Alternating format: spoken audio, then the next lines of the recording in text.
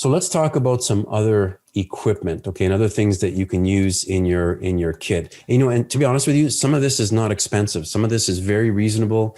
You know, you can do quite a lot with very, very little.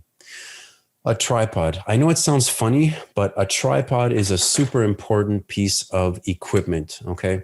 And the reason is if you really want to take a photo of something which is crisp, something which is, you know, really, really clear without any blurring or anything because you're holding it, a tripod is really the best way to go. So sometimes people get into the habit of, you know, I'll just hold it and take shots, and it is faster. Don't get me wrong. You know, you can move around quickly instead of staying there, but if you're working on small objects, so if you're working on photographing something which is small, it's very difficult to hold steady. You're always going to get some kind of blurring or whatever. So in those cases, you definitely need a tripod.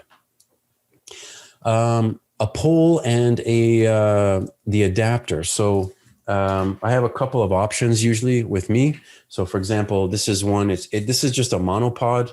But what I've done is I 3D print. So actually the monopod goes upside down. I can pull this apart, just show you. And this is stuff you can make for cheap, okay? So it goes this way. So the camera would normally go up here, but I've 3D printed a small adapter to make this the foot. So I wanted the thin side to be the part the camera goes on, and I wanted the thick side, okay, to be the part that goes on the ground. So I printed a 3D adapter. I put that down here. And then I just got a little tripod base for this monopod, just a few bucks. You can find these on Amazon. So then I've got feet that I can do. So, and then I flip this upside down, right? That becomes stable if I want to hold it down. And then on here, I can put my 360 camera. I can do whatever I want. And this extends farther. So if I have to reach up above a car or above, you know, a high spot, I can just extend this. Another option is just a painter's pole. This is an old, you know, crappy painter's pole. I think I have 3 different sizes. This is the shorter one.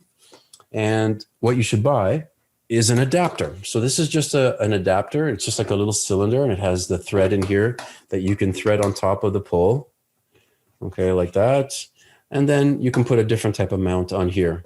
And so you'll see in this picture here, this is a photo of me photographing a roadway with a pole and a camera on top. Now, in this case, I was using an old Sony camera, and it had a little remote. So I could just put it up there and just go click, click, click, and take a number of photos. And I produced a model of the roadway. I don't think I have the model here, but trust me, you can make that happen for sure. Nowadays, with a camera like this and your phone, you're able to very, very easily put a GoPro on top. It's very light, and you can get a very tall pole. So we have a very long painter's pole that we use when we want to get really, really high, and just go up. You point the camera down a little bit and just walk down the road. And with your phone, just trigger the camera. Say picture, take a few steps, picture, take a few steps, picture. And this is what I call the cheap person's drone.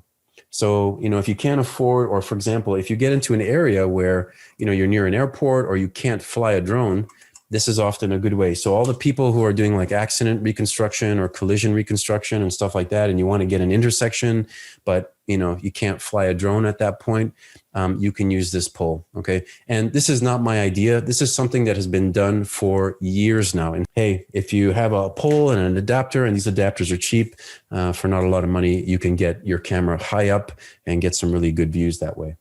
Lights, flash, diffusers, reflectors, and shields. So if you think about a professional photographer and all the different kinds of lighting and things that they have access to, sometimes you just get into a situation where you cannot control the lighting. Okay, so you're outside, you have you're sort of in trouble a little bit with what you can do. So you get maybe very bad shadows or something like that.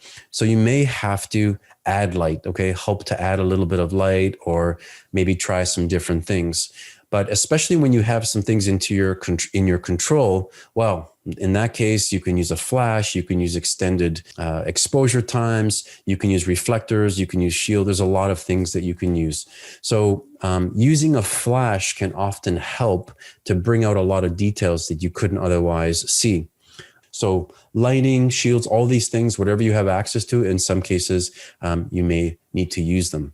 So there are a number of options here, but turntables are great. So let me just show you something.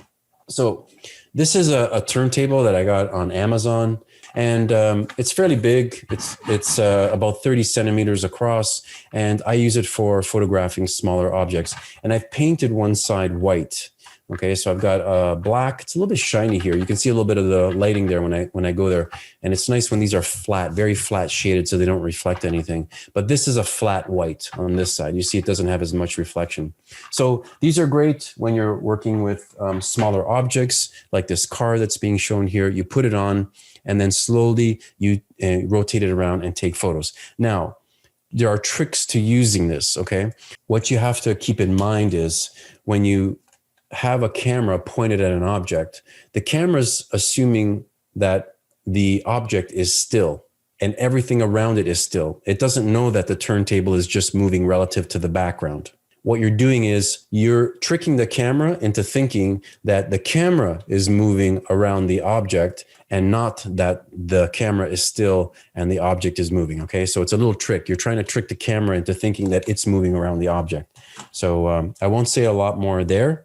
But yes, you should definitely use a turntable. It'll make your life a heck of a lot easier.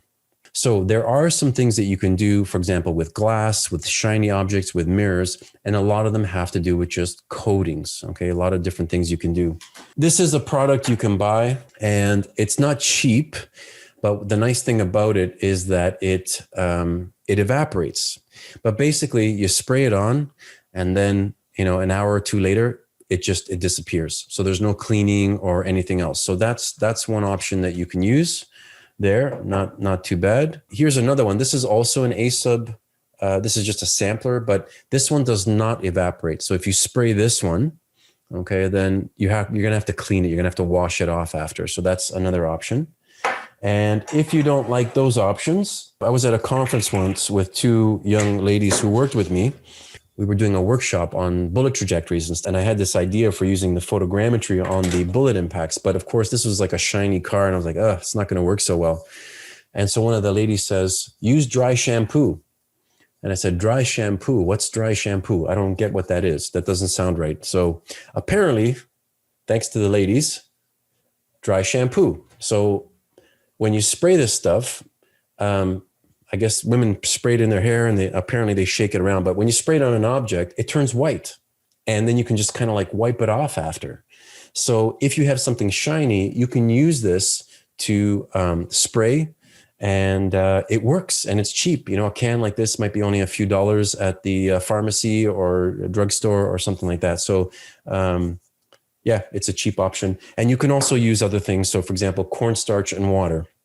If you mix it together, 50-50 ratio, you can mix it up. You can spray that as well. That will dry to a very white and opaque kind of surface.